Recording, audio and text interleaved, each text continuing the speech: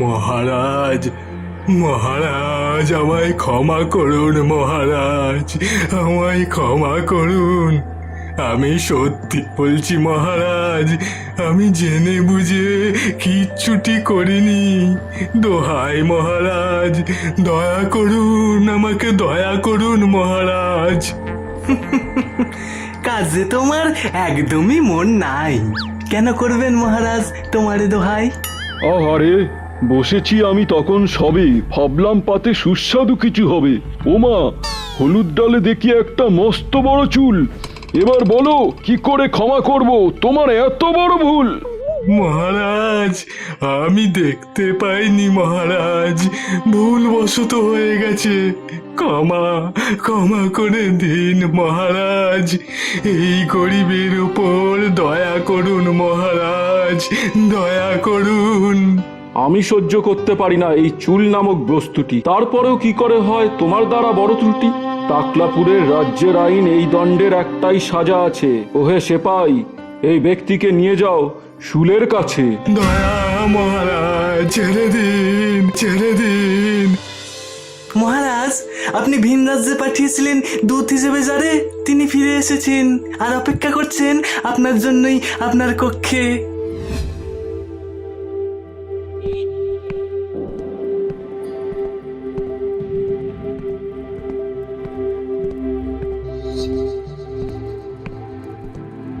প্রণাম হই মহারাজ।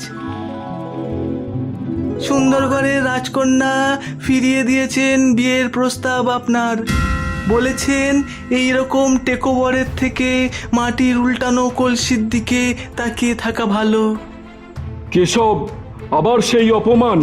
এই নিয়ে কতবার কত রাজ্যের রাজকন্যা বিয়ের প্রস্তাব প্রত্যাখ্যান করে দিল আমার, আর কারণ একটাই, আমার টাক মাথা।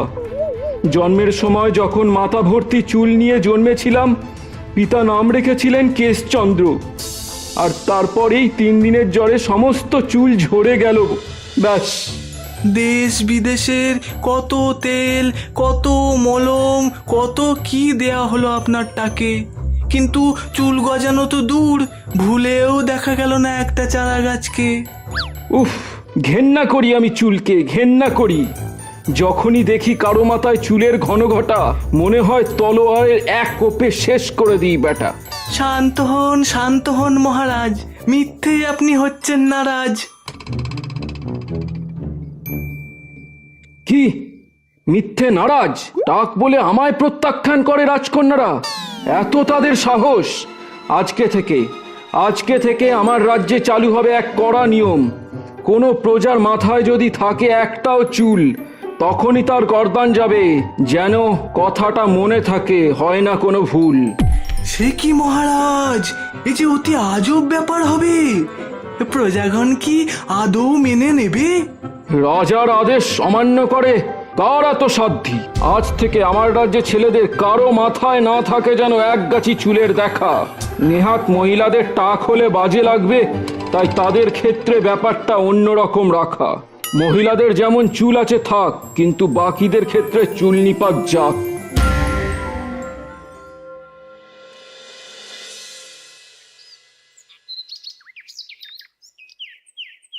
শোনো শোনো শোনো রাজ্যবাসী, মন দিয়ে শোনো। আজ থেকে রাজ্যে এক নতুন নিয়মের আগমন। প্রজাদের মধ্যে যত পুরুষ আর বালক আছে, সকলেই করবে চুলের বর্জন। শোনো শোনো শোনো, মহারাজের আদেশ এটাই, আর তার আদেশই তার বচন। কারো মাথায় যদি একটা চুলও থাকে, মৃত্যুদণ্ডের জন্য যেন সে প্রস্তুত থাকে। শোনো শোনো শোনো। এ কি আজব বিচার মহারাজের! নিজের মাথায় গড়ের মাঠ বলে কি প্রজাদেরও শস্য শ্যামল ক্ষেত থাকবে না? আমার ছেলেটার মাথায় কত চুল, সেটার কি হবে এবার? এ মা, আমার এত স্বাদের চুল কেটে ফেলতে হবে?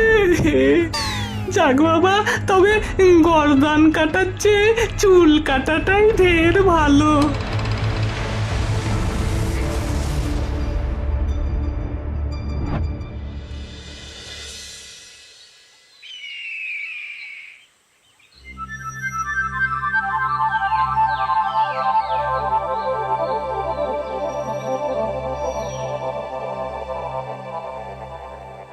মহারাজ মহারাজ, আপনার জন্য একটা অতি সুসংবাদ আছে।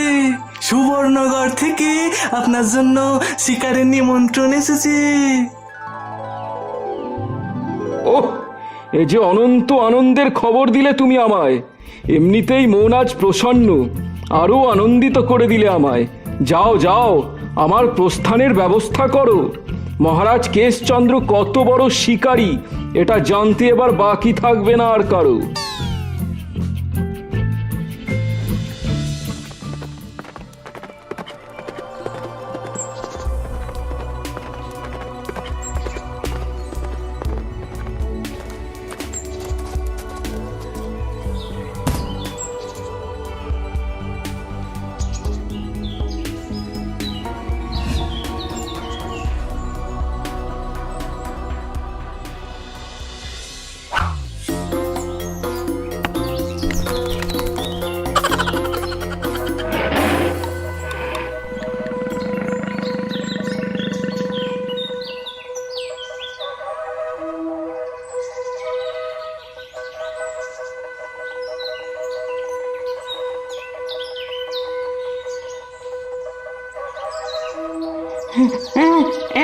এটা কিসের শব্দ? এটা কিসের শব্দ কেশচন্দ্র? এই শব্দ তো নেহাতি অচেনা। কিছু কি ভয়ের সংকেত দিচ্ছে? ও কেশচন্দ্র, এটা কিসের শব্দ? হ্যাঁ হ্যাঁ চন্দ্রকুমার, ওই শব্দ জঙ্গলের আদিম অধিবাসীদের। আমরা শিকারের আশায় তাদের এলাকায় প্রবেশ করে গেছি। এবার কি উপায় হবে? তাদের বিষাক্ত তীরের ফলায় আমাদের অস্ত্র বিফল হয়ে যাবে। কতদিন মানুষের মাংস খাইনি। ছেড়ে দাও, আমাদের ছেড়ে দাও। আমাদের যা আছে নিয়ে নাও, কিন্তু আমাদের ছেড়ে কিন্তু দাও। আমাদের ছেড়ে দাও লক্ষ্মীটি, আমাদের ছেড়ে দাও, ছেড়ে দাও। এদেরকে নিয়ে চল আমাদের রাজার কাছে। রাজা খুশি হয়ে আমাদেরকে বকশিস দেবে।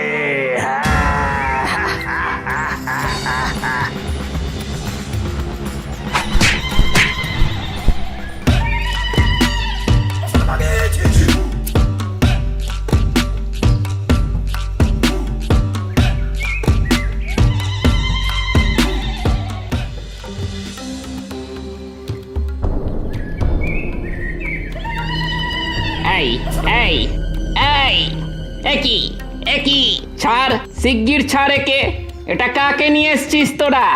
মাথায় এত বড় চকচকে টাক, আর তাকে তোরা বন্দি করে নিয়ে এসছিস। মূর্খ, অদম মূর্খ, বুড়বাক। শিগগির খুলে দে ওনাকে। কিন্তু কেন জাহাপনা? ইনি আমাদের অনুমতি ছাড়া এই জঙ্গলে ঢুকেছিলেন, এনাকে ছাড়বো কেন? ইনি কি সাধারণ মানুষ রে? ইনি হলেন সাক্ষাৎ চন্দ্রদেবের অবতার। দেখছিস না মাথা জোড়া কেমন চকচক করছে, চন্দ্রমার ছটা। প্রভু, ইনি আমাদের প্রভু। শিগগির খুলে দে ওনাকে, আর এর বদলে অন্য জনকে বন্দি বানিয়ে ফেল। আজকে বহুদিন পরে মানুষের মাংস দিয়ে ভুড়ি ভোজ হবে। মানুষের মাংস। ছেড়ে দাও, বাঁচাও আমাদের, বাঁচাও। ছেড়ে দাও, বাঁচাও আমাদের, বাঁচাও।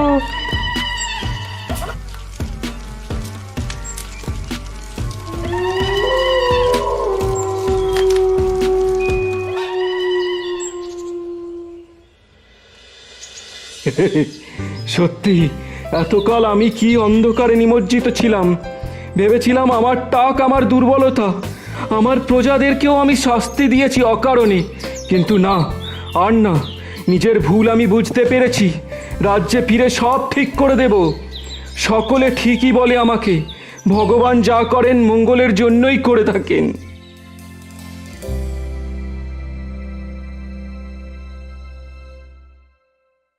গল্পটা ভালো লাগলে লাইক, কমেন্ট, শেয়ার করে দিন। আর নতুন গল্পের নোটিফিকেশন পেতে সাবস্ক্রাইবের পাশে বেল আইকনটা প্রেস করে দিন।